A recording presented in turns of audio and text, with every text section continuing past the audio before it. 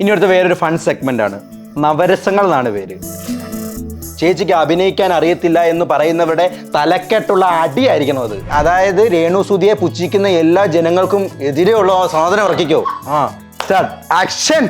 അപ്പൊ ഒന്നാമത്തത് ശൃംഗാരം. ശൃംഗാരം. കരുണം. വീരം. രൗദ്രം. ഹാസ്യം.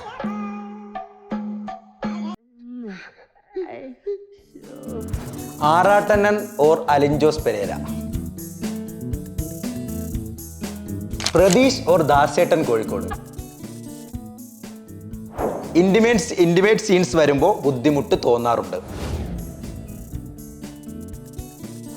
ഇപ്പം ഇനി എങ്ങാനും വിവാഹം കഴിഞ്ഞാൽ രേണുസുതി എന്ന പേര് ചേഞ്ച് ചെയ്യുമോ?